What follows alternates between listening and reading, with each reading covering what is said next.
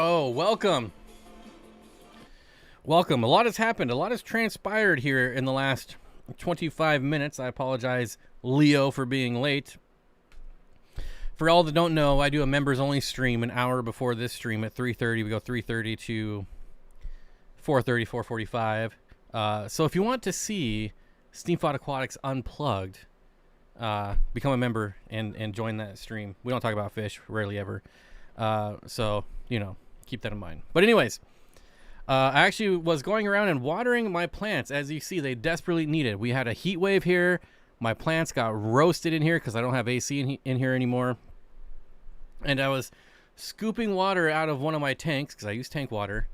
And noticed, hold on, I got to turn on live chat. And I'm carrying it in here, my little glass, and I see a little fry swimming around in there. And I was like, "What?"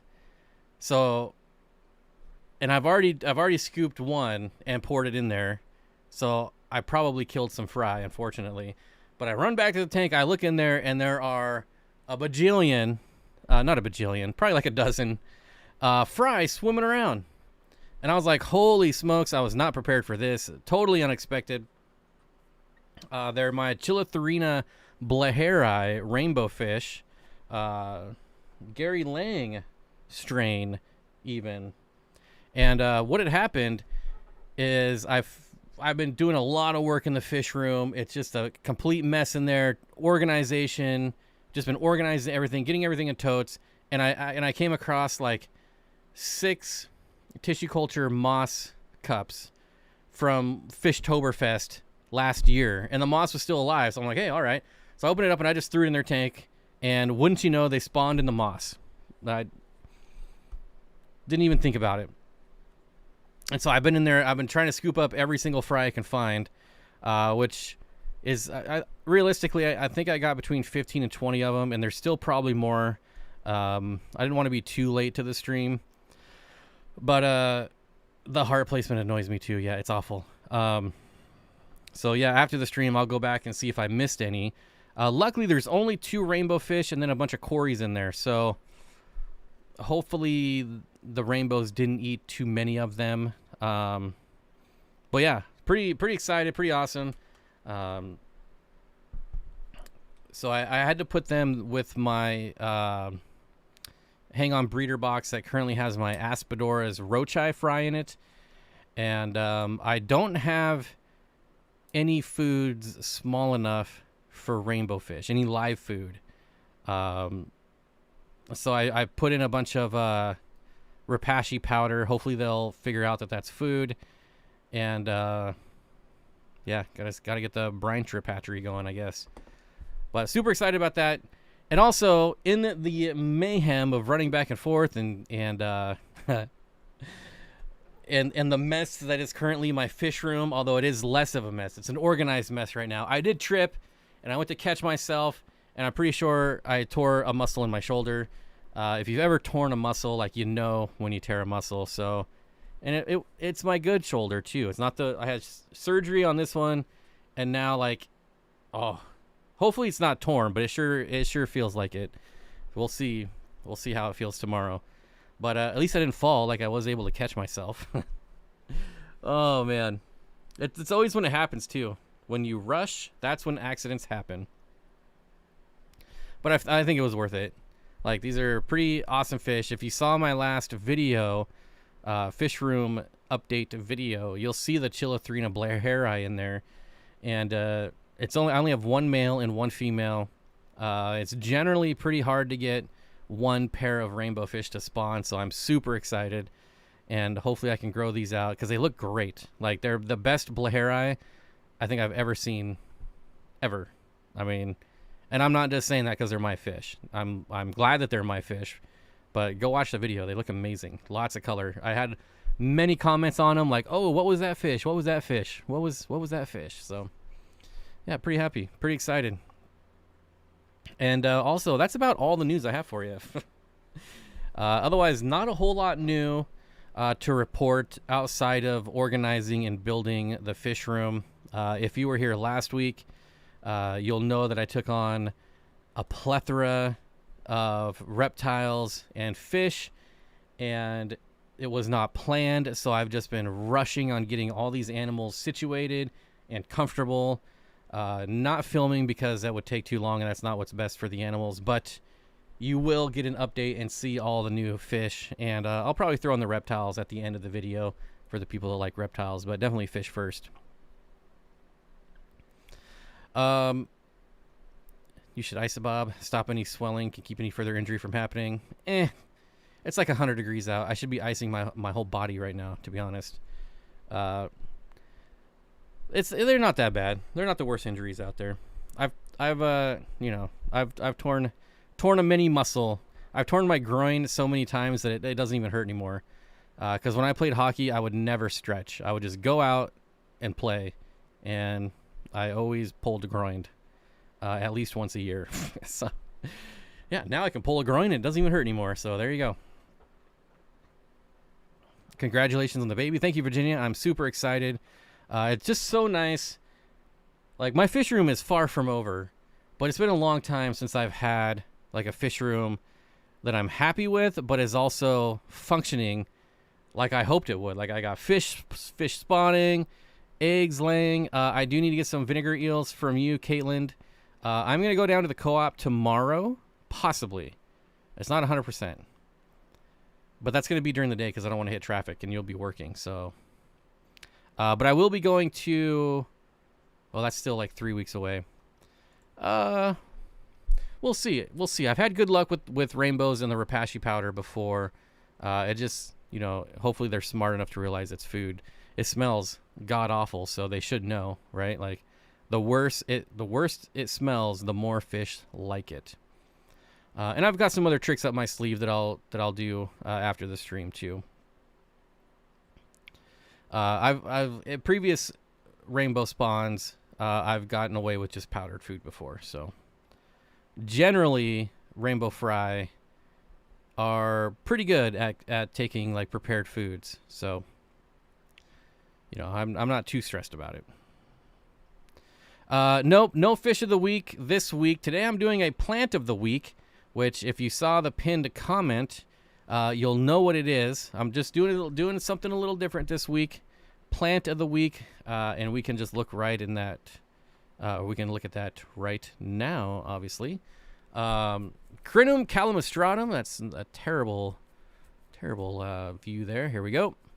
If you saw my community post yesterday, I did do a write-up on this plant. And like I said, the link is in the pinned comment. If you want to get it, I highly recommend it. I will post it again. There you go. But I will take you to my little write-up here of this plant.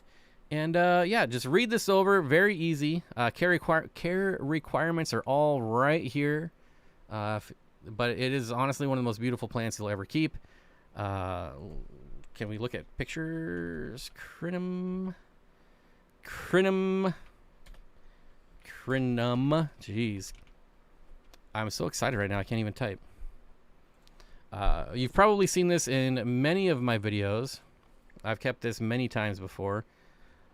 You get these nice, like, wrinkled leaves. That's Balinese. I hate when they do this. That's not what I'm looking for. I mean, this is probably one of the best ones right here. See, like, look at that. $18 on Amazon. Are you kidding me? Get out of here. Only $15 at the co-op, you chumps. It's definitely long. All right, so I mean, you can expect these vines, if you want to call them, to be upwards of 24 inches or more.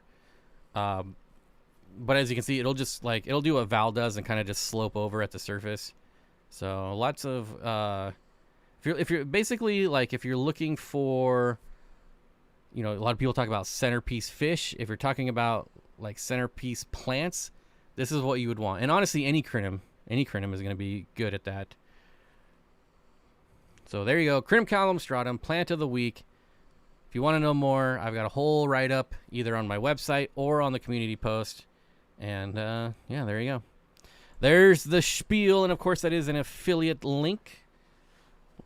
So I do make 200% commission. So if you buy a $15 plant, I make $30. So there you go. Essentially, if you're going to super chat me 20 bucks, just go buy that plant instead. I prefer it that way. That way, at least you get something out of it. Fish Tank Barn with a $5 super chat. Rainbow Fish Fry Fund. Thanks. I've now got Cory fry. I've got, oh yes, hard-boiled eggs. One of my tricks. And I actually have hard-boiled quail eggs right now. But Mitchell, how you doing, my friend? Didn't I just see something on your channel about something spawning? It is so freaking warm in here. What did I see on your channel that's spawning? I guess I'll have to go look. I'll just have to go look. Oh yeah, Corridor's Pygmaeus spawn. Oh, I like the new channel avatar, I guess. Mitchell, looking good. Reynolds are the ones I was watching. And also the Gossier. I got to get some of those Gossier. I'm probably not pronouncing that right, but Mitchell, that is a beautiful Corridora. If you don't know, Mitchell Broom breeds a lot of cool fish, so check out his channel. Highly recommend it.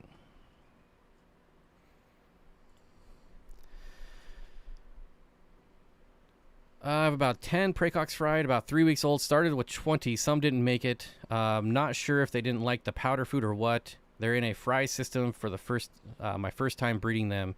So the other thing I have in with them is organics. So I've got like leaf litter, things that they can graze on naturally. I've also got a pothos in that tank as well. And luckily, like I said, I already had it set up for Aspidora's fry. So there's already, you know, tons of like microorganisms in there, hopefully that they can chow on, but we'll see. Nancy B in Tennessee says, I already bought the plant, and I think you even said you got that from the co-op, and it's coming out, and it came great. So there you go. What's your opinion on aquarium fish, Kyle? My opinion is yes. My opinion is yes. So yeah, Caleb, I would also like, I also took algae out of one of my tanks and threw it in there as well, because they will graze on the algae for all the little microorganisms that are in the algae as well. Hello, did the ruby barbs get your attention? I saw it on the preview. Ruby barbs? I have ruby tetras on the thumbnail. And ruby tetras are like $3, and they're amazing. If you did see the thumbnail, check it out. Nancy B in Tennessee says, I did, and it did. Yeah, so I think I'm going to go back and forth. Maybe there'll be a time when I do a fish of the week and a plant of the week, but I think I like the diversity of switching it up every week. So next week I'll do a fish, then I'll do a plant, and then a fish, and you get the idea. Just, you know, change it up. All because I need to test strips. That'll do it. Father Chris says, I have a planted 125. Can you give me ideas of what to put in it? Rainbow fish. I want a bunch of fish. I just don't know what I want to do. Father Chris, if you want a bunch of fish, I would look at large schools of smaller fish, like the Corridoras pygmaeus, the ruby tetra, which is what's in my thumbnail. There's also a lot of different rasbora species out there that are really cool. In a 125, if it's the standard like 6 foot, I mean, you could put like 25 rasboras in there, 25 pygmy cories, 25 tetras, 25 pencil fish, 25 hatchet fish. Like, I mean, you can just have like 5, 6, 7 schools, like large schools of smaller fish, and it'll be so fun to watch. Throw in some cherry shrimp. Man, I mean, that just sounds like a good time to me. I know I didn't give you really many specific fish, but look up rasboras. There's so many cool species. Neon green and neon blue rasboras give you lots of color. Like chili rasboras. There's so many rasboras. Good evening, Dream Teams and Mod, says Katie. Welcome. Thanks. I keep Java Moss with them, but I'll throw some algae in there too. Yeah, so one of my favorite uses for Claudophora algae is throwing it in with fry, and I always have that stuff. Adam says, trying LRB's method of playing musical fish for spawning CPDs. Move my batch to the outdoor tubs, hoping to breed billions. Mitchell Broom says, I'm loving the Blackwater 125 I have with Coste Tetras. They look awesome in the dark water. Ooh. You know, I think I saw that, and I didn't actually watch that video yet. I'm going to watch it right now. Coste Tetras. I have about 40 of those myself. They are some of the best schooling fish I've ever seen. I don't know how well it looks like you have a really large school, and they're obviously schooling really well. Got the skunk cories in there too. Oh yeah.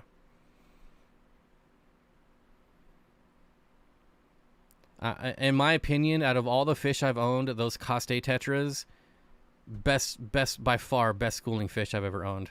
Tetra, rainbows, it doesn't matter. They're the best.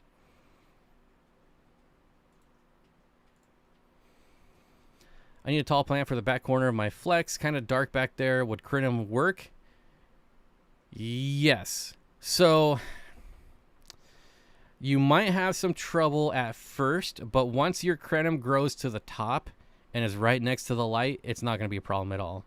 At the start, though, you'd probably want to put maybe some root tabs in there, and make sure it's not getting overshadowed by any other plants, because they do love light.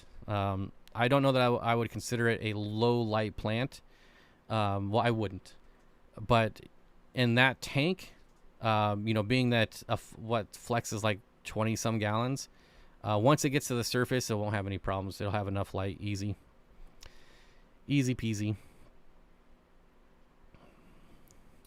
I'm in desperate need of the dechlorinator, so planning on hitting up the co-op tomorrow evening. If you wait to go to the co-op until Wednesday, I can leave some eels with Brandon for you. I'll let you know. I don't have anything set in stone yet, although I know I'm gonna go when it opens. Otherwise, I get stuck in Boeing traffic, and even the Aspidoras they have that I want to buy are not worth sitting in Boeing traffic. So we'll see. I'll let you know. It is 6 foot. I have a tank full of cherry shrimp, so I can slide some over. Thank you for the input. I've been looking at some of those. I want to put black Venezuelan cories in there too. Thank you again. Yeah, I mean, really any cories would work. I just kind of go the smaller route, like Habrosis would be really cool. Coriodoris hystatus would be really cool. I just like the Pygmaeus because they they float mid-water. They do their little hover dance, which is always fun to watch. Sid said crinums are like $80 minimum here in Australia. That's crazy. Someone commented on my post that they're like $150 in Australia. It might have been you. I don't know. Was it you? Let me see. Oh no, yeah, somebody else. One plant I'd love to try, but at around $150 a plant in Australia, it won't be anytime soon. That's crazy to me. Absolutely crazy. And give me a second. I got to clear out some tabs because now I have way too many tabs open. Also, if you're on Instagram, I did post a picture of my Cayman lizard. Highly recommend checking it out. It's actually a very good picture. Like, I'm not a photographer by any means, but it was a really good picture. And it's a Cayman lizard. Who doesn't love those? If you do want to see some of the new stuff, I will be posting it on my Instagram, even though I'm not a huge fan of Instagram anymore. But what are you going to do?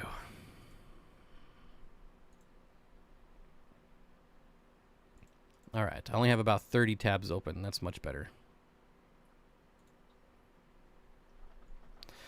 Barbara says, I'll be lurking. Sorry if I missed the chat. No problemo. 100% agree. Not much is worth sitting in Boeing traffic. Yep. Matt says, it is a really good photo. Yeah. I was very happy with that photo. I haven't had a good photo like that probably since I had my snake, which has been years now.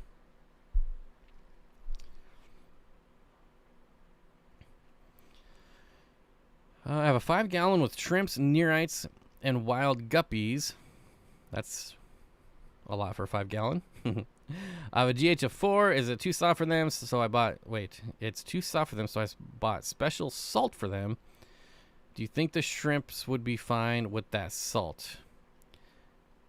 I honestly think everything would be fine without the salt. Have you noticed problems? Like... If everything is living and breeding I would not add any salt. But if you actually have issues, I'm curious though. And the only reason I ask is because a lot of times we as fish hobbyists like to solve problems that we think are going to be there, but don't actually exist. So like if we test our water and maybe the pH is lower than we think the fish would like it, but the fish are doing just fine, then adding chemicals probably isn't the best option.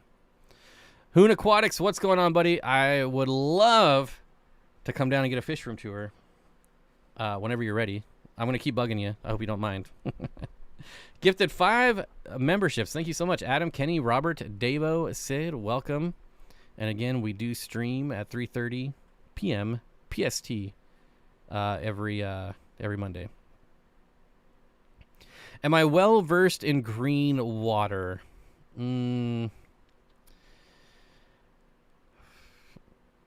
I do love green water. I use it often, but can I create green water whenever I want to? No.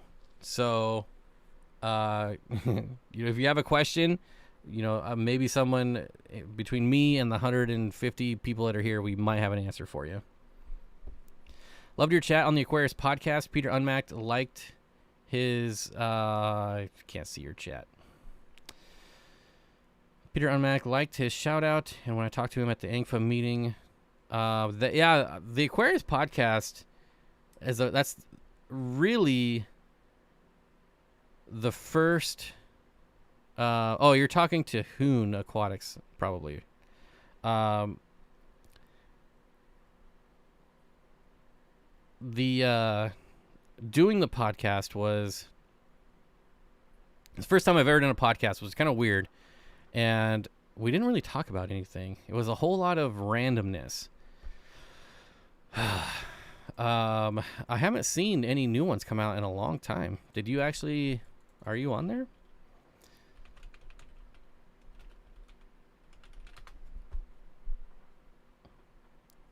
Oh yeah. There it is. All right. I guess I should pay attention because, I actually just checked this not too long ago and saw it had been over a year since he posted one.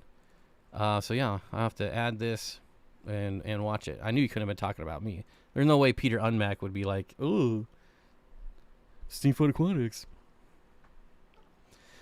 Whatever happened to the Okefenokee sunfish? Sid, I believe he bought them and they never showed up.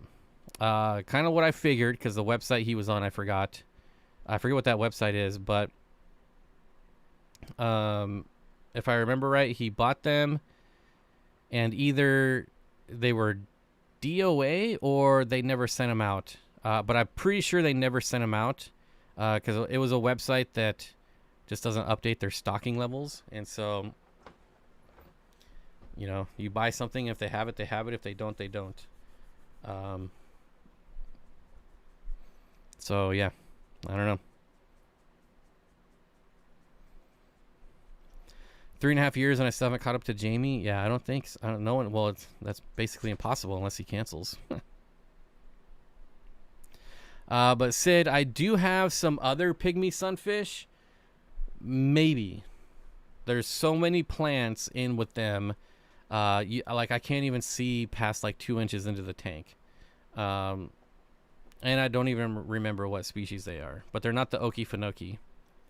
I have it written down somewhere, but oh my gosh, it is so hot.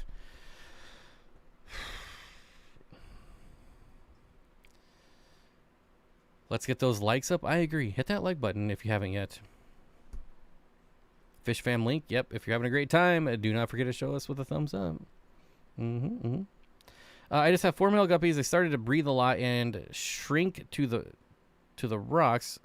I was too curious because that tank's heavily planted. When I tested the water, was in the GH of 4 degrees hardness.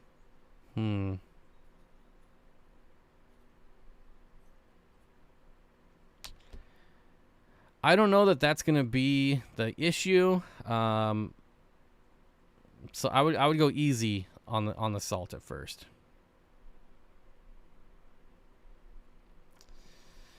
Steenfott Aquatics, are you keeping the Cayman lizard long term? Oh yeah, I can't wait to see what else you got. Yes. Yep. Definitely keeping it long term. And it's probably going to build an enclosure on this wall. That's the plan currently. The plans change a lot. So this is 7 feet going this way. It'll probably come out. Obviously, I'll have to move the desk and all the stuff behind me. Probably come out like 4 feet. And then it's also, the ceiling is like 6.5. So it'll be 7 feet by 4 feet by 6.5 tall, which I think will be okay. He's going to get like 4 feet, maybe 4.5. Most of it's tail, so it's not that big of a deal. But I really want a large swimming area for him, so I'm thinking of getting one of the Pentair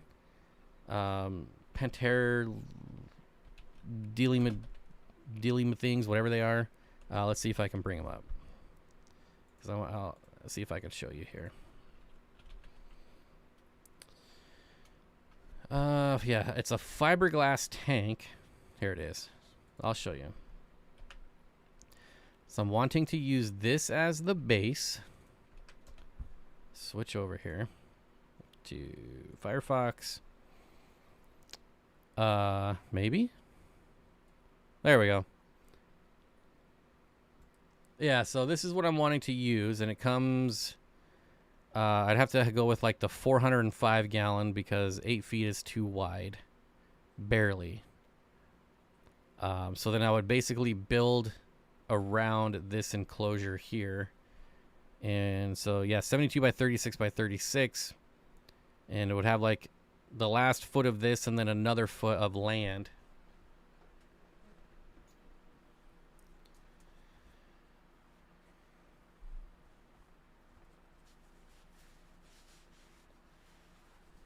I think that would work okay. Will the Cayman lizard be chill enough to sit with you in a live stream? Probably. I don't know that I would do that to him, but I do have something else.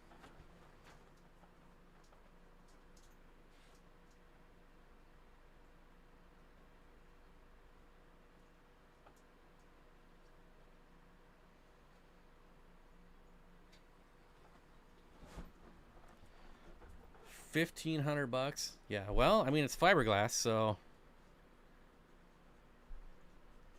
Uh-oh.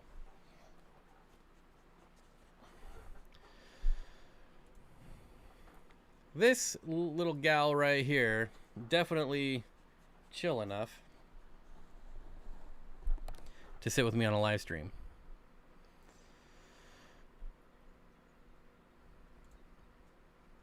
What happened to our spring? It felt like it just went from winter straight to summer.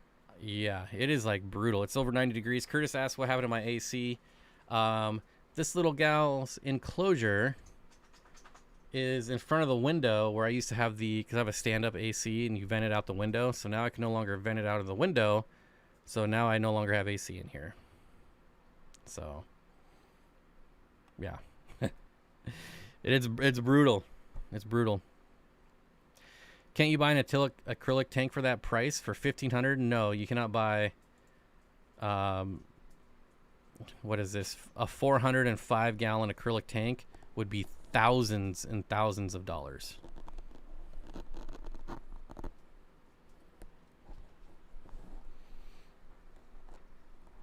It's an Argentine tegu. She's an Argentine tegu.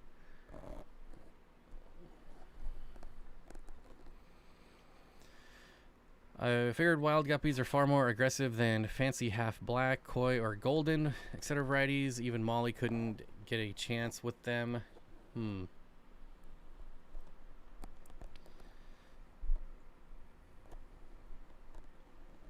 are you going? I could play this game all night.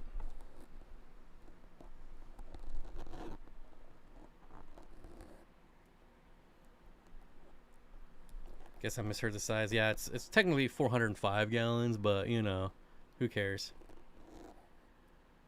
Hey. Why didn't you just sit there? Where are you trying to go? Trying to jump off the mic. It's not going to end well for you. There, go this way.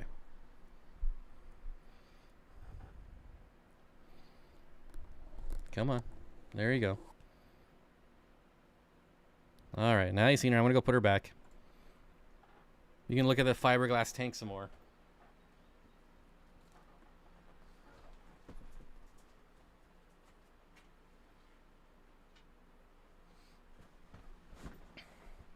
I would keep her out the whole time, but I got my dogs in here with me because it's about 115 degrees in my house right now, so way too hot to have my dogs in there, and I don't like having her out when my dogs are in here. Like if she was to just go crazy and like jump off, the dogs would get here pretty fast. So back in her enclosure she goes.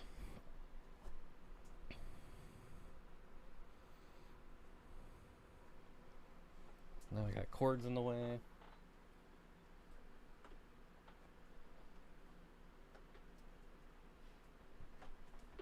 She will probably end up living in my house, though, because she's going to need a gigantic enclosure as well. And she is not named yet. The Cayman lizard is Chachi, but no name for the Tegu yet. For that price, I would build a plywood tank. Well, a pane of glass is not exactly the cheapest thing in the world either. And also, I ain't got no time for that. Who's got time for that? Not me. I got too much to do.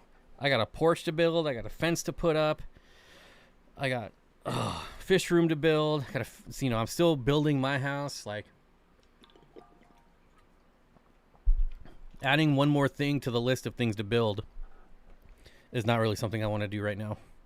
Now, if all my other stuff was done and I didn't have anything else to do, sure, I'll build me a plywood tank. But I'm thinking, that I could hit him up and be like, hey, I'm pretty super famous. Can we work out a deal for, some advertising on my channel? Sometimes it works and sometimes it doesn't. Most of the time they say, huh? Who are you? You're not famous. But every once in a while, someone will be like, oh, yeah, I have seen your channel. Okay. So, you can't be afraid of someone saying no. You're not going to get very far in life if you're afraid of the word no. Those tubs hold water. Yeah, they're fiberglass molds. So, yeah. They hold water really well. Looks like she'll need a whole room to her size. She'll actually be smaller than the Cayman. And the nice thing about the Tegu is that she will brumate, which makes care, pretty much means you only have to take care of her half the year. So, you got it, Mitchell. All they can do is say no. If they say no, all right, well, get out the credit card. Never hurts to ask. Never, never.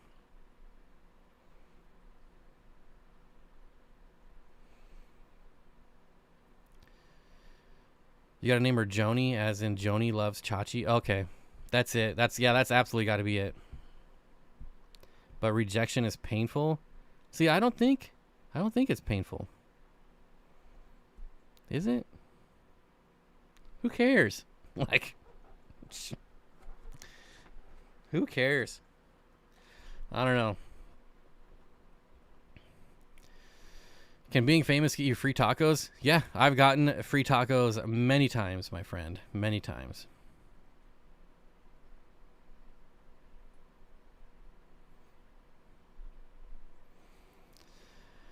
Once you get that Hollywood star, people will know you. I know. They finally gave one to what's her name from Star Wars. So hopefully they'll give me mine before I die. Hopefully.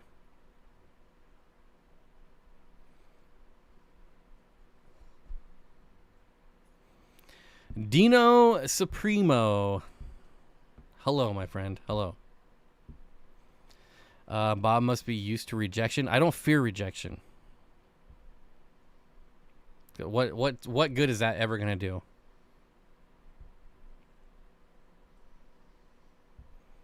The Fonz would approve. That's right.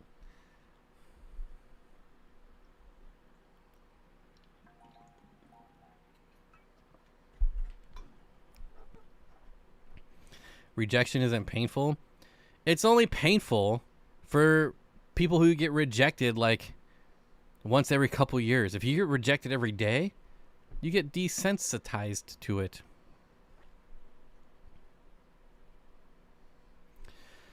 I have a secret ability to have my feelings hurt even when it doesn't matter. I mean, we all do, but luckily my feelings regenerate at twice the speed of a normal man, so it's usually okay. You know, get rejected, you just go get some free tacos, because I can always get free tacos.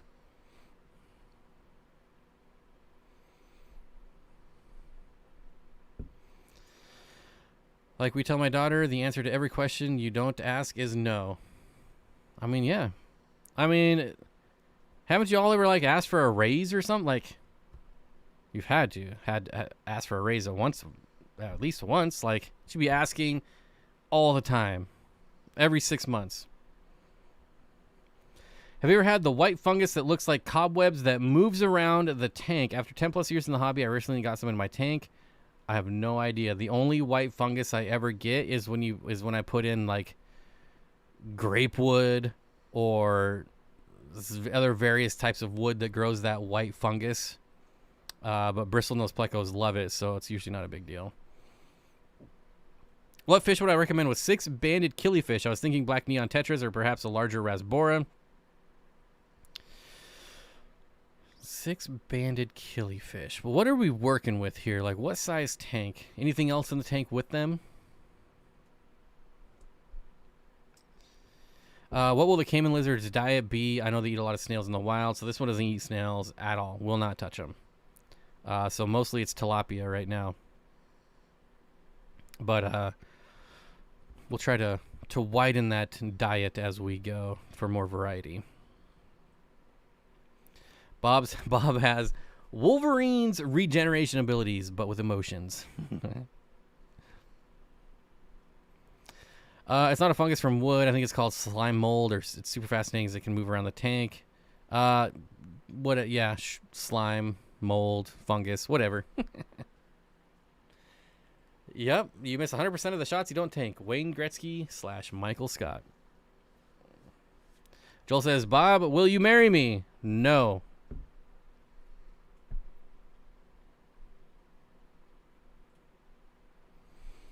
Bob uses spite to heal his wounds. It's true.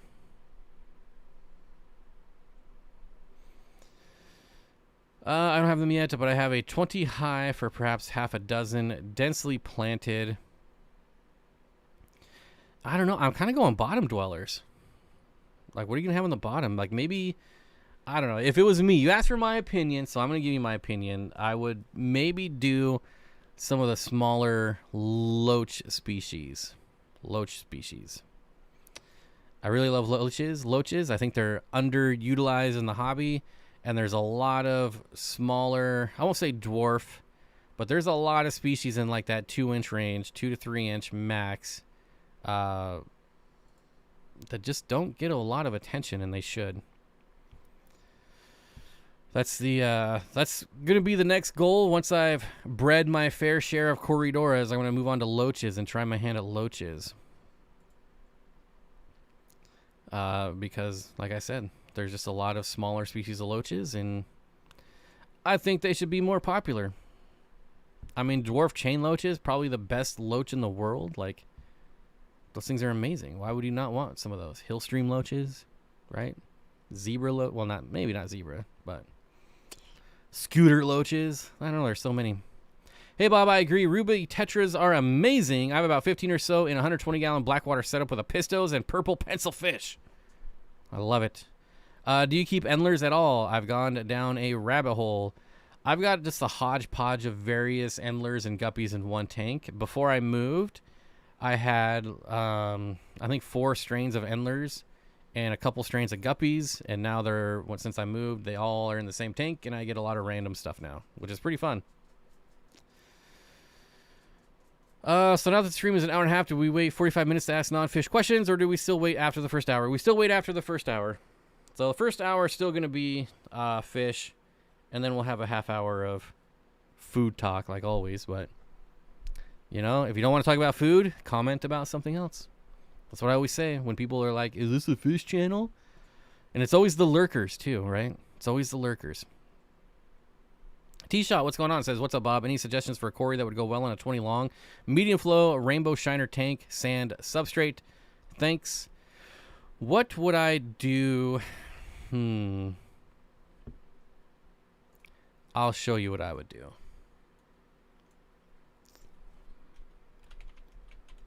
This is one that definitely does not get a lot of attention in the hobby. And it's a fairly inexpensive Cory-Dora, too. Cory-Doras. All right, here you go. The Cory-Doras lortoensis. These are a smaller species. I'd say like 1.5 inches. Perfect for a 20 long. They have a really high dorsal fin, which I love. As you can see in some of these that have them extended all the way. But just, I love the polka dots. I love the spots and the high dorsal fin, and they don't get gigantic. Definitely not like stir-by size. Probably half stir-by size. But just a really good, these are, you can normally find these for under $10 each. And, I mean, just look at that dorsal fin. How could you not love this? I mean, look at this thing. It's freaking huge. That's what she said. Right? That's what I would do.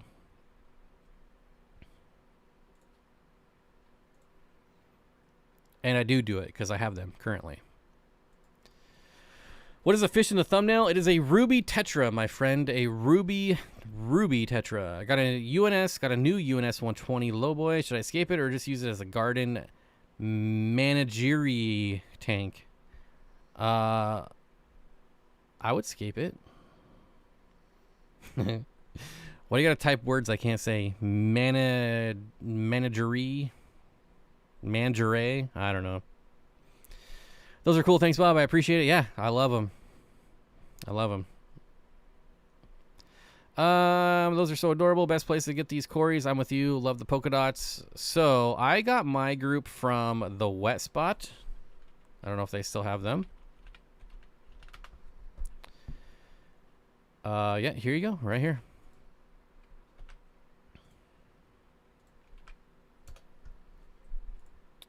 Where are we at? And again, only $9.99.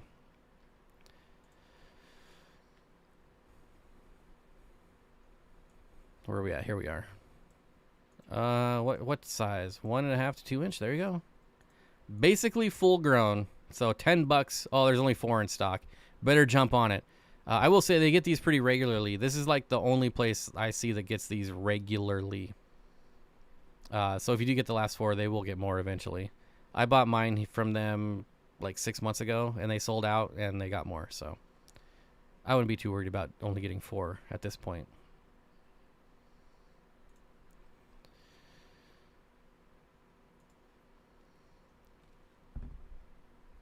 What's my favorite CO2 diffuser? Actually, I don't have one. The Wet Spot instead of Dan. You hate Dan now? Dan doesn't sell them. The question is, where could I get those right now? And that's the answer. I would much rather get them from Dan's than the Wet Spot. But last I checked, he didn't have them. If he has them now, I'm going to feel like a real jerk. But I'm pretty sure he doesn't have them. I will say he does have some really nice stir-by right now. These Aquarium bred and raised Cory-Dora stir-bys for $12.99. That's a great deal. But I'm fairly confident. I've never seen lortoensis on his site before, so pretty confident. Oh, these are on sale. I've been waiting for these 8 fish to go on sale for a long time. These Zingu. I think he's had these for over a year. Ooh, that's very, very tempting. This is a really cool fish. Again, it's got the polka dots, so you know I love it. Oh, man, that's tempting. But I don't even think we'll find lortoensis in the out-of-stock area.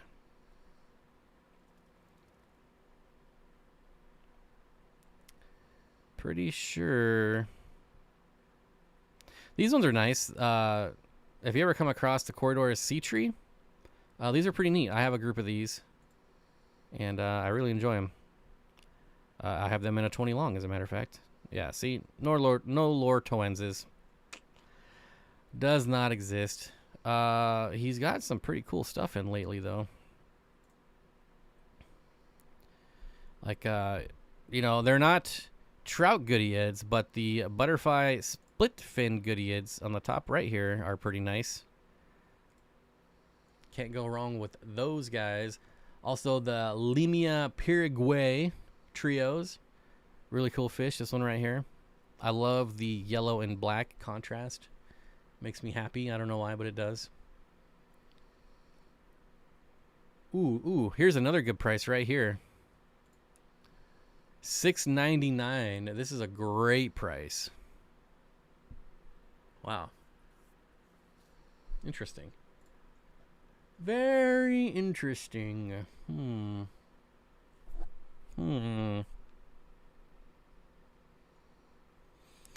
Johnny says, I don't get why the Zinguenses aren't more popular. A nice little spotted Cory. Yeah, I can't believe you guys have been sitting on those things for, I mean, pretty much since he opened. I feel like those have been there since the dawn of Dan's Fish. It might just be pricing out. Like, you have to be a real Corydoras nerd to spend $30 on a single Corydoras. Like, let's be honest. All right, I don't think the average fish keeper is spending that much. And thank you, Zen. There's my affiliate link for Dan's Fish. If you've never ordered from there and you click that link, you will get 10% off your first order. But yeah, what's my favorite library right now? Trout goodyids. Always. But yeah, it is interesting, Johnny. Johnny, I saw you guys were hiring for a new fish person there. And I was like, oh, I wonder if Johnny left. And apparently you did not, so that's good. They're from the second import at the warehouse. It's tempting, I'm not going to lie. $15 that's pretty tempting. But also, like, how are you still sitting on $10 Apistogramma whatever? Like, Vehetes? I know you don't pronounce the V, whatever. I do, so shut up. I'll just call them red edge apistos. Like, how are you still sitting on these for $10? Like, that's crazy. These aren't even colored up, so, I mean, maybe that's why there's no real photo of them colored up, but $10 for that fish is bonkers. If you want another cool fish, the Coletti Tetra here, very, very active. They have a nice green sheen with a red tail. Highly recommend these guys too. Mandy left. Oh, so is it just... I thought there was a different position for her, but okay. Interesting. If only I had expendable income, I would totally buy a bunch of rare Corydoras. I mean, yeah.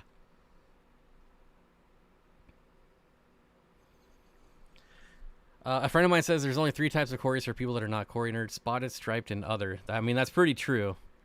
That's pretty true. The Cali Tiwas are nice. I really like... Where'd they go? Up here? Yeah, these are really nice. I really want the Marisay. Like, I haven't been into rainbows that much over the last year, but I really want the Marisay. I'm probably not pronouncing that right either, but... You know. Amy Jo says, my husband spends that on most of his Corys. If he could find something he wants for under $30, he would be happier than a teenage boy on prom night. A teenage boy on prom night that's not afraid of rejection. How about that? Like how I just tied that in there from earlier, huh? Coming full circle. We're not filling her position now. We're just going to get another person to help out. Oh. Well, I hope that's a good thing. Those slate Corys look awesome too. I'm telling you. I will say, so I have this fish. I have this exact fish. And it's really, to get this good of color, really depends on the food. If you're just feeding like just cheap flake food, then this fish is just going to be a gray fish. That's it. But if you're feeding them good quality food, lots of protein, lots of fats, lots of, you know, carbs, things like that, like just a good quality food, that's when you'll start getting like this is not the gray that they normally are. Like if you saw these in unideal conditions, they would not be this gray. It would be a lighter gray, but you give it what you want, so it gets this darker gray, and then it gets like the rust-colored fins. If you don't, then it's just like everything's just going to be gray. It's not going to be two-tone like this at all. It's one of the few cories that I keep that are like that. Like most of my cories, I mean, I could feed them Twinkies, and they would still be the same color. But these guys, they really shine with good quality food. Oh, I think the Marisai is the first on this B-roll, right? Yeah, there it is right there. There you go. That's the one I want. Which rainbow species can interbreed? It's all about the scientific name. It's not an exact science, but it's pretty accurate. It's good to go off. So Melanotania will breed with other Melanotania. Glossolepis will breed with other Glossolepis, and so on and so forth. Chilotherina will interbreed with other Chilotherina. A Melanotania and a Chilotherina will not interbreed. Well, I would say it'd be pretty dang rare. Mitchell Brim says, I need to get some video of my con color. They look awesome. I agree. When I first got my con colors, I was like, ugh. I mean, obviously they're stressed in shipping, and it probably took like 2 months before they got that nice two-tone gray and rust color. Punctatus has confused a lot of people with lots of other species. Leucomoles, Adolphoi. Oh. I would say Punctatus would be pretty hard to get confused with Adolphoi, but it's the same thing with like Agassizii. Like everything looks like an Agassizii. It's crazy. I would definitely give them a chance. I have some pretty decent food, so maybe they would be worth trying out. Yeah, and even then, it's just that, feed them some frozen food like once or twice a week. I mean, that's all it really takes. Maybe some Rapashi, just something besides just flake all the time. Marisai are nice. They're having a lot of issues, though. Sent some to the vet last week, waiting for lab results. Oof. I know Eric Bodrock had some for sale a while ago at a local club meeting, and I actually messaged him, and I was like, hey, how can I get some of them fish? And he was like, wait for me to post them on Aquabid. I was like, okay. See, I wasn't afraid of him saying no, right? I didn't get offended that he said no. Or like that he wouldn't just ship them and sell them to me direct. Like, you got to ask. You can't be afraid. Can't be afraid. Now I'm going to see if he's listed them on Aquabid yet. That would be a big fat no. Still waiting. Still waiting. I got like $100 in my PayPal just waiting. That should give me like 3 fish. 3 of them.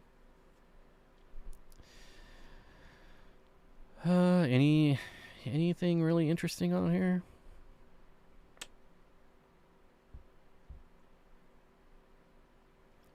I like when sellers misspell the name of the fish. Like that just gives me so much confidence in that seller. I'm telling you. Spell check, people. It matters.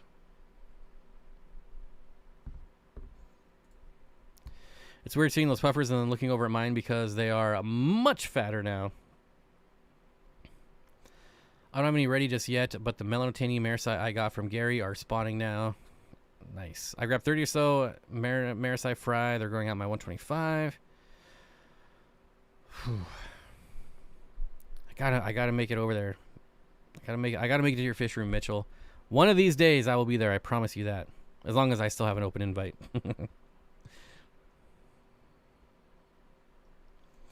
Toss him some extra baby brine shrimp, and any Cory species will love you. Yeah, I've been grabbing these weird little small water beetles out of my tubs, and everything just goes crazy for them. The Nanochromis, especially the red-eye red-tail puffers, go absolutely crazy. I think maybe Hoon Aquatics is doing M. Marisai. I believe so. But yeah, everything goes crazy for those little water beetle things. I have no idea what they are. They look like copepods, but they're not. So I'm not sure what they are.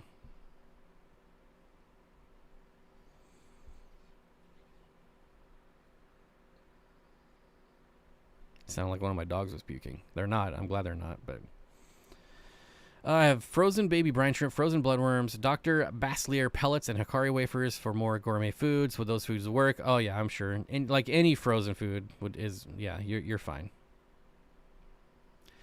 Did you decide if you're coming down next month? I'm assuming you're talking about the fin dig. I highly doubt it.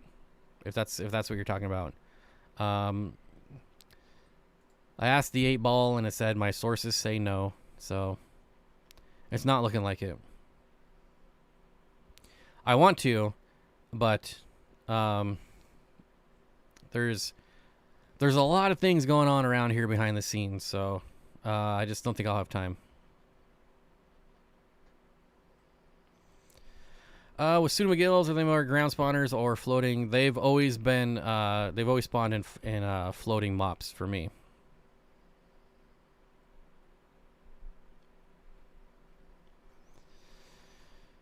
Just one male. I don't know if adding a female for him would be a great idea. It could get better or worse. Wait, what?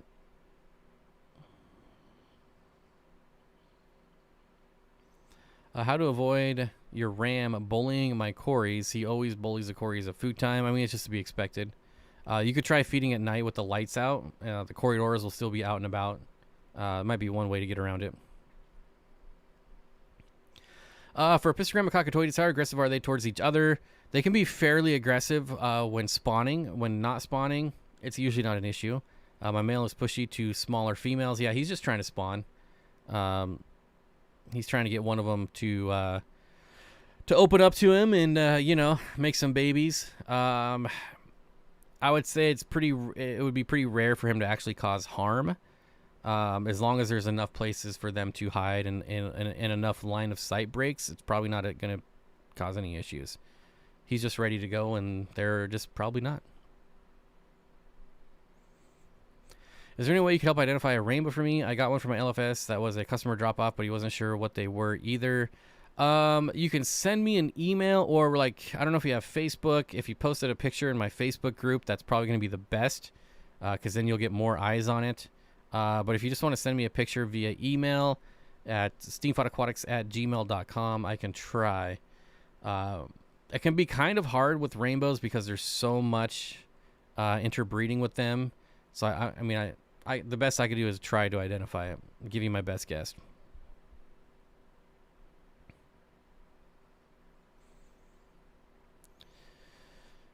Mine are growing too fast, but the tank has been sitting in the mid-60s lately. That'll do it. You want to grow rainbows fast, you gotta get them up there. Oh, they're right there. I followed Gary's directions pretty closely, and he said to turn them up kind of warm to 80 degrees. Yep. Pretty typical with rainbow fry. Have you ever had floating antler fern? I'm hoping my blue eyes will spawn in them when I get them. Floating antler fern. I'm familiar with antler fern as a houseplant. Are you talking like you just have the roots from your fern in the water?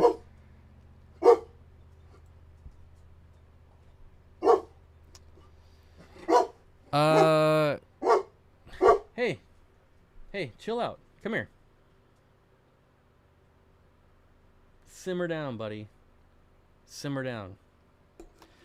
Do I have a new reptile I want? I've always wanted green tree monitors. I'll always want them. Like staghorn fern, yeah. Yeah, I'll always want green tree monitors, blue tree monitors, black tree monitors. I remember a time when black tree monitors were like $200 a piece. Now they're like $1,000.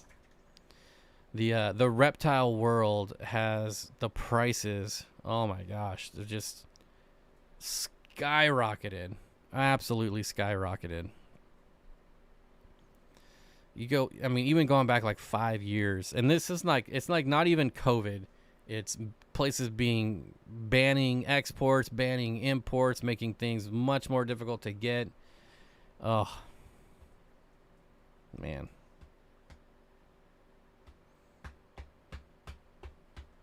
Come here. You want to say hi? Come here. Come on.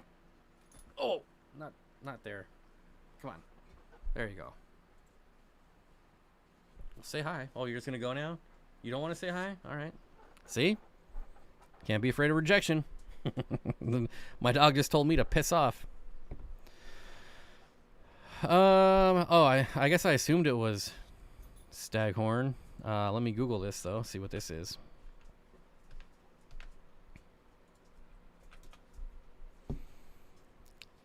This is like water sprite? Is that what this is?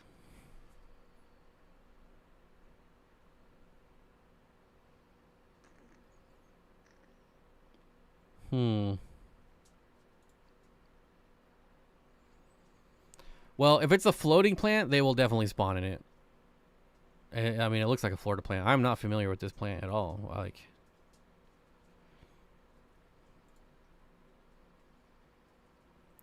what's the common name? It's from North America. Just called floating fern or water fern. Interesting.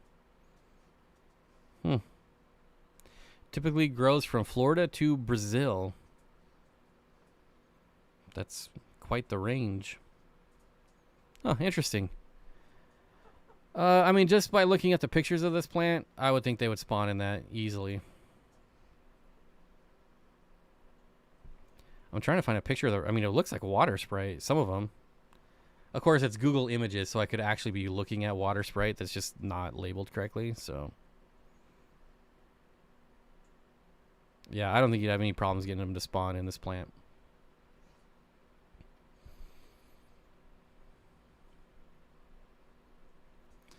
No proper roots.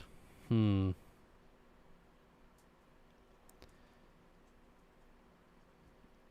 mean, it looks like there's enough roots here that enough of it is below the surface that I think it should...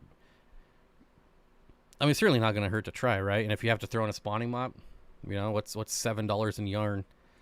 Easy peasy. Sent the pics to your email. Thanks. Let's take a look. It's been a long time since I've gotten an email. All right. I do not have any emails. Haven't got it yet. I guess I'll just keep an eye out here. Maybe it's in my spam. Spam. It is in my spam. Do I trust this source? That looks like an Australian rainbow. Definitely looks so like what is it? Melanotania splendida. Let's try that. Melanotania splendida.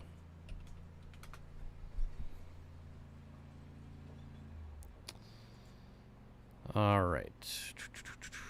So if we take a look at this here, this would be my guess. Now there's lots of different color variations of this fish, but just by looking at the the fins of yours, I believe it to be a splendida. Like I said, there's lots of collection points for this fish that cause, you know, different colorations. It honestly also looks maybe a little hybrid. Like I see a little Parkinsoni in here, but that would be a weird combination.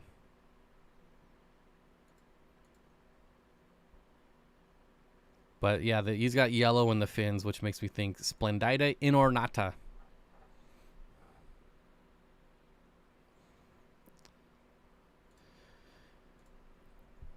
Back to the Marisai. Oh, no roots or substrate? Oh yeah, then you're fine. You'll be fine. It says, I'm so sick of Google showing me the stuff they think I want to see rather than the stuff I've asked for. It's not Google's fault. It's people that have mislabeled their photos. It happens all the time. I just had, I was searching for a Corridora, and there was a guy that posted pictures in a forum on some random website that said this, well, you know, I'm really enjoying my new Corridoras. I can't remember what species he said they were, but they weren't even Corys. like, of course he got flamed in the comments. Like, those aren't Corys. So the fact that he posted pictures, said they were Corridoras when they weren't, like Google doesn't know that. It's just going off what it sees. You know, the AI knows that, but whatever. Bob, have you seen the video of Rainn Wilson on a flight with a mask on? The guy next to him was watching The Office the whole time, and Rainn asked him if it was a good show. Yep, that's pretty dang funny.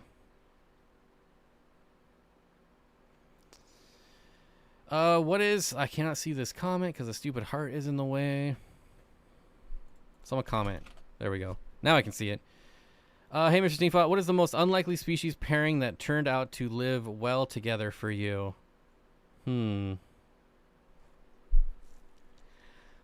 I don't know that it's a specific pairing, but I know before I got pea puffers, everything on the internet was like, these things are ferocious. And what I've learned is that if you only keep like one or two, then yes, they are ferocious. But if you keep a large school, then they're like little puppy dogs, like little micro mini puppy dogs. And I think that's what really surprised me. There's not a lot of accurate information on puffers on the internet to begin with, but I did believe the hype on that one, and yeah. But as far as pairings, like specifically, I don't think I've ever really paired, like had really odd pairs before.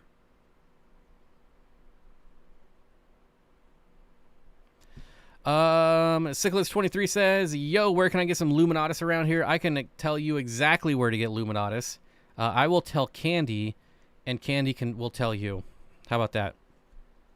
Are we friends on Facebook? Let me look. If we are, I'll just tell you. Come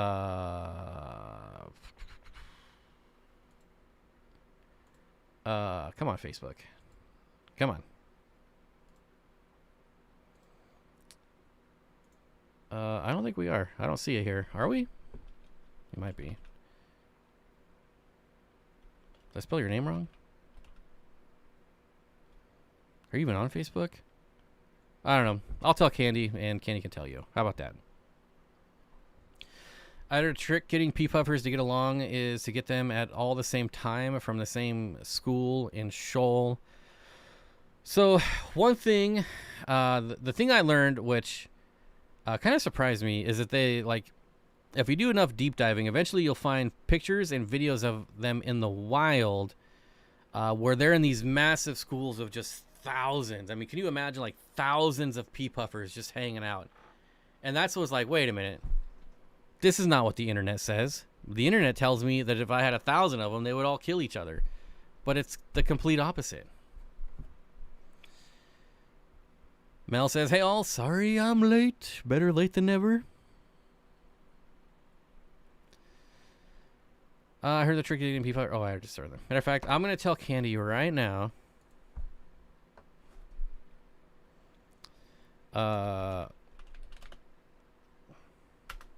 There. And I've gotten them many times, and they're always pretty dang good. So, of course, now they probably won't have them. I'm double checking right now. They normally always have them, though. Yeah, they have them right now.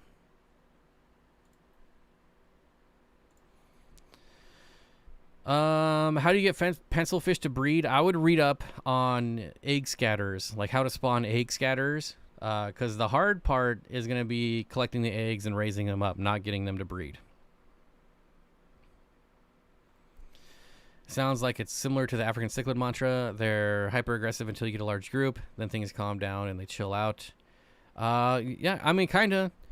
And I can confirm that because I was selling them. When I was selling them, I was buying them in groups of like 20 or 40 at a time. And they just lived in a 20-gallon tank, and they were all just perfectly happy. Never had an issue. I attempted to get my big wild betta patoti. I'm the worst with names, man. The worst. To do some calling for me, I tossed in some guppies, and they ended up just all getting along and staring at me when I walked by. That's usually how it works. What's Facebook? I've had my betta with a peacock gudgeon in for a week or so, and they seem to be hunting shrimp as a team. Yeah, I also don't find bettas to be as angry as the internet says. What was it, like back in 2017? I think is when I went betta fish crazy, and I had like 20 of them, and they were always in community tanks. I might have had a couple of them in like their own little 10-gallon tank, but for the most part, I had like one betta in every single one of my Planet tanks. What are you doing back there, you weirdo? And I've never had an issue. I'm not saying you won't. I'm just saying I think it's pretty overrated, the betta aggression. Now, obviously, you put two males in the same tanks, you're gonna have problems. Don't do that.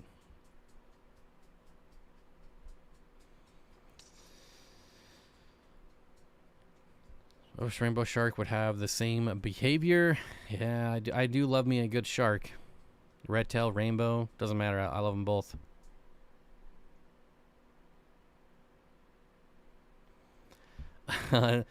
Zenny says, I tried to cull deformed guppies to my turtle tank and ended up with a bunch of a bent back guppy colony. The healthiest and prettiest betta I ever had was in a 29-gallon community tank with Tetris cories and a bunch of other fish I can't remember. The betta never did anything to the other fish.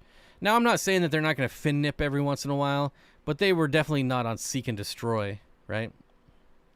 Roselines are the best shark. They're also the best barb as well.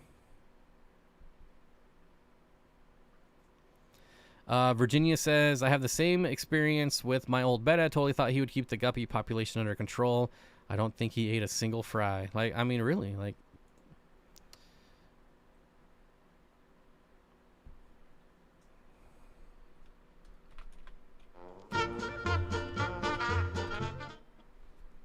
I caught that one pretty quick, you got to admit. I did catch that one pretty quick. Roselines are the best, though.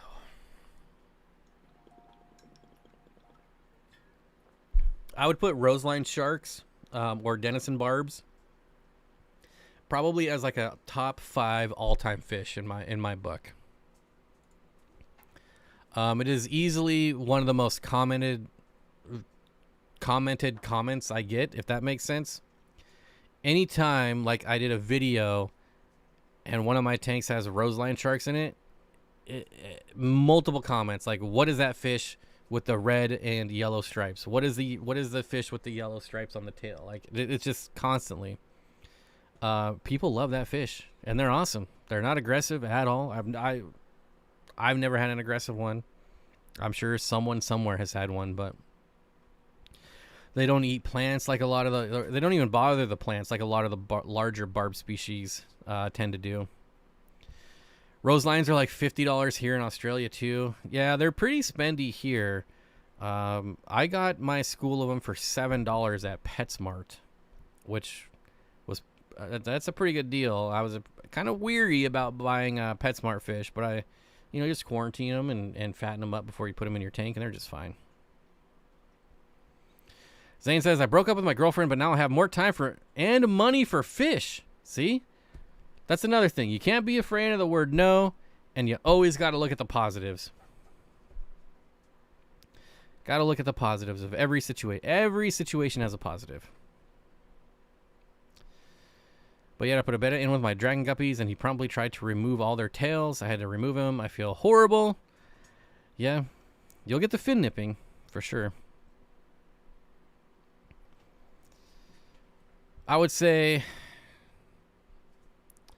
don't know that I would put a percentage on it, but I would say in general, bettas in community tanks are just fine. Like, I would have no problem trying it. If you get an angry one, all right, then you get an angry one. But more often than not, you're going to get one that's going to do just fine. The best betta I ever got was a $2 female, so dark red she looked brown in the store because of lighting, but it was maroon. It was a stunt betta in a community. My favorite. It lived 5 years. 5 years. It lived a good life then.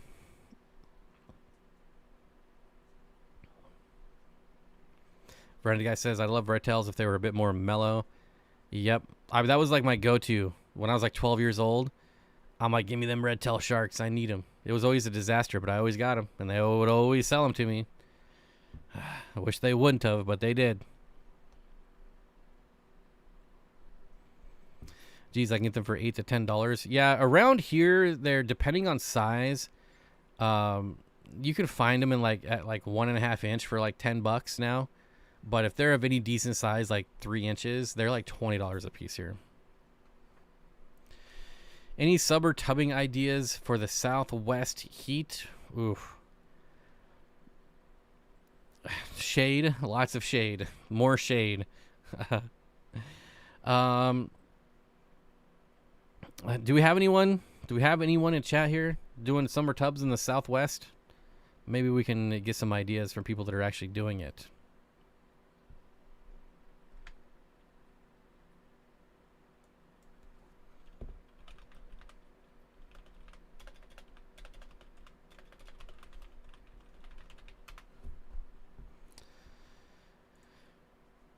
Are you a female, but it sometimes fails?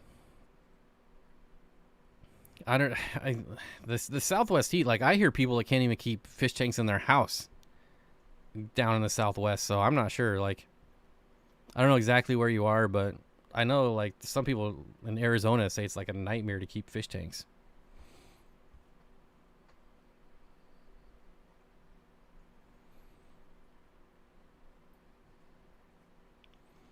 Caitlin says, I have a mean, newly hatched Medaka. He chases the big fry. Ugh. No fear. Those are the best fish, though. Like, that fish is going to grow up to be the boss. That's the one you want to keep. Like, that's the one you want to breed. You want to keep and breed that one.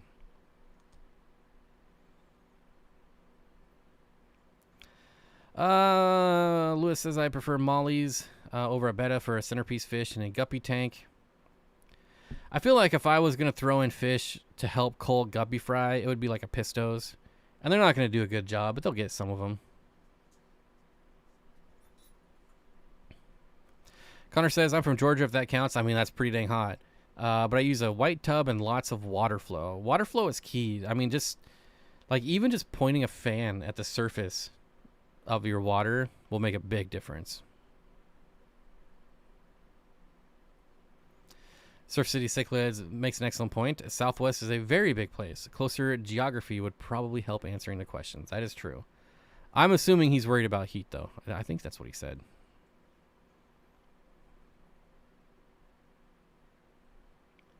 Zenginger says, bury the tubs in ground. That's what I'm trying next, but I don't know how well it actually works for a place like Texas. But yes, also shade. Virginia says, I can't claim any success yet, but I'm trying the aforementioned overpopulation of guppies in North Texas in my mostly shaded porch. Only gets the last 2 hours of sun in the evening. Wish me luck. Brandon guy says, I've never ever had good experience with mollies. I've always had them harass the poo out of other tank mates. Yeah, not a big fan of mollies. I've never been a big molly platy guy. I did get my Hawaiian very ass platies. I saw them at the co-op when I was down there, and I was like, man, that's a beautiful fish. I'm finally gonna bite the bullet and get some platies, and I love them, but I don't know. Like, I love a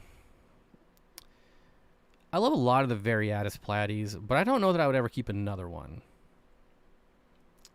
And I don't know why. Like, I don't have a good reason for that at all. It's just like, I would rather, have corridors. I would rather have rainbows. I'd rather have a myriad of tetras. But that doesn't mean I don't like them, I guess. I don't know.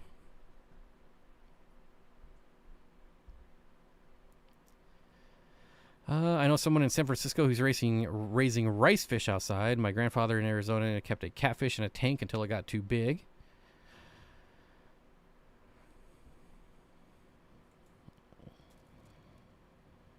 I hate this stupid heart. This freaking heart right here. So annoying.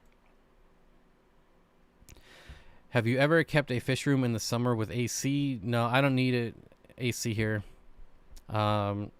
I keep the fish room door open. It was like 90 some degrees out today. But I get no direct sunlight in my fish room, so it's awesome being able to just open up the doors and get a breeze in the fish room, but I don't need AC at all. DNA Outpost says in Vegas during the summer, the night temps can be in the 90s. That's brutal. Oh, I don't think I could do that.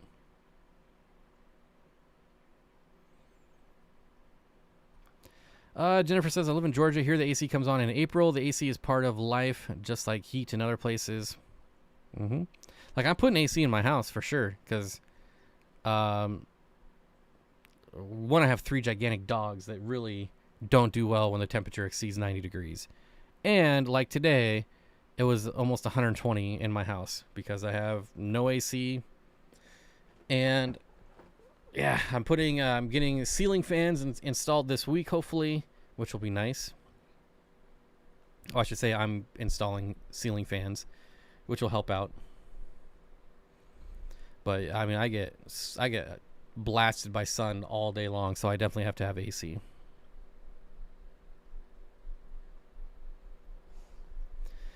I live in Arizona and would be very nervous about having a pond unless it could be deep with lots of shade. Yeah. You know, I always get jealous of these people that live in Florida that just have everything outside. Their fish are outside. Their reptiles are outside, like year round. But then I remember their house blows down every year. And so then I'm like, that's what you get. Like, I don't feel bad anymore. Or I'm not jealous anymore. Got to rebuild your house every year.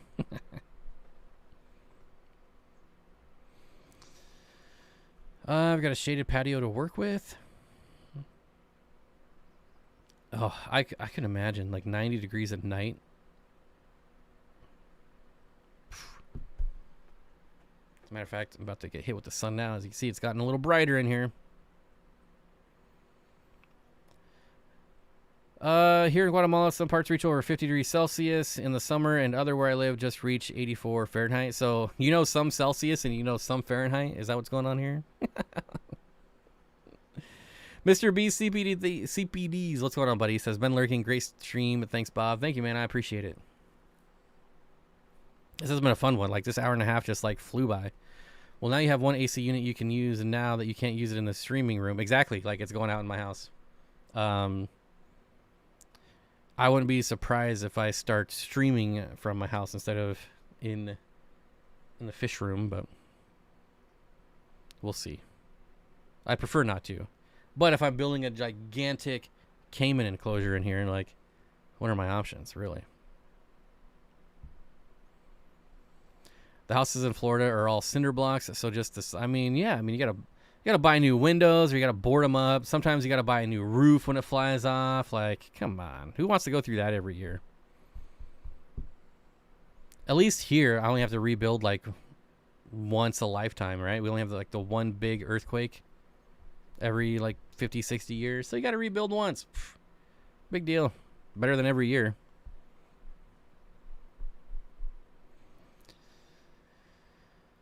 Uh, 120. I just found out that I need some Epistogramma vehetes. Yeah. $10. dansfish.com. They're only $10. Do it. I just remember Fahrenheit is 9 divided by 5 plus 32. There you go. There's the magic formula right there.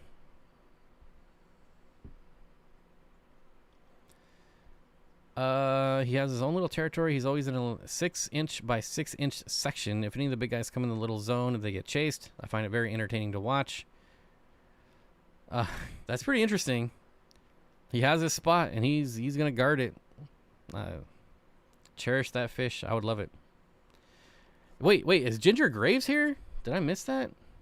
Hi, Ginger Graves. Why do I not see Ginger? Oh, Ginger Graves right there. Ginger, I was just talking about you, I think 2 weeks ago. I was like, I feel like I haven't seen Ginger in months.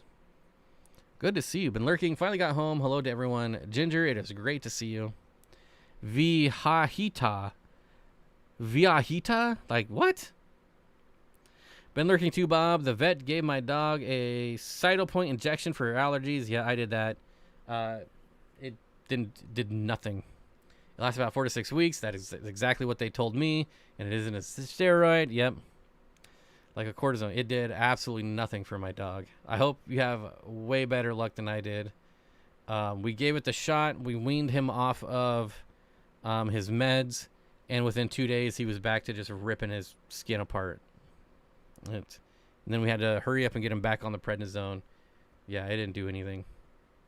And it was like, I don't know how much you paid for it, but that was like $100 and some. So yeah, I'm pretty excited with the money I've been shelling out lately for meds that don't do anything. Curtis says, man, this is a who's in the stream. I know. We got Candy, we got Ginger, multiple Gingers. Pretty crazy. We had multiple Schindlers for a while too. I don't know if we still do.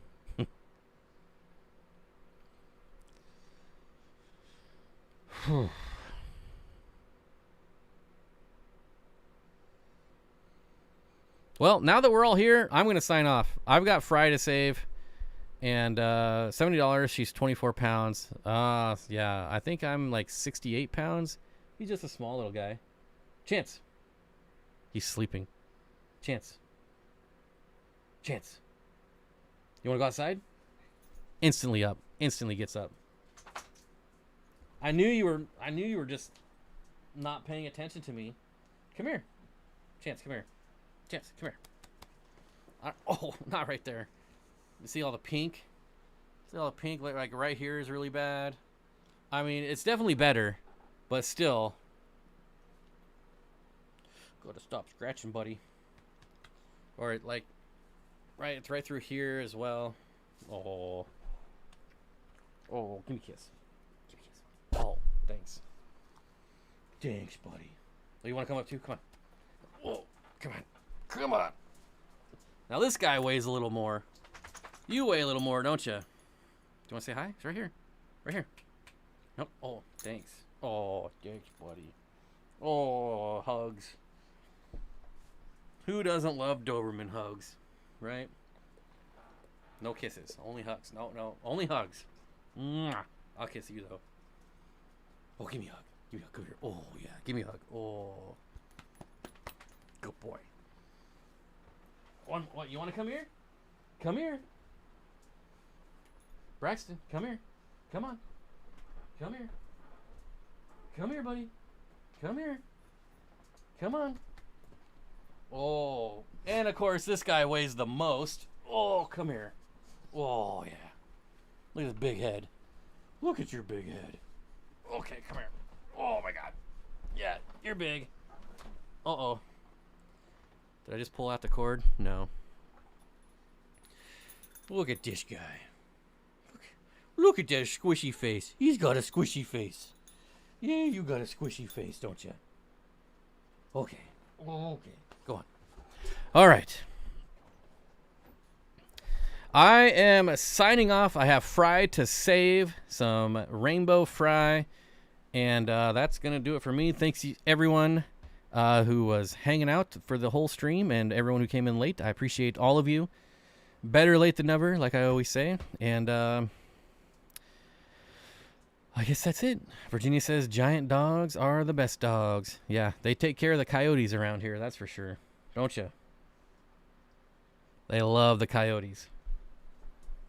They don't go after the rabbits, though. So when we first got here, they would go after the rabbits, but now they learn not to go after the rabbits. They leave my quail alone. But the coyotes, boy, do they hate the coyotes. But they don't come around anymore. They learn their lesson. Anyways, I hope you all have a fantastic week. I will be back again next Monday, of course. 3:30 for members, 5 o'clock for everyone else. And, yeah, I will see you all then. I never know what to say when I'm signing off, so I'll just say goodbye, I guess. I don't know. Maybe. It's always awkward. Goodbyes are awkward. So how about I just say see you later. See you later.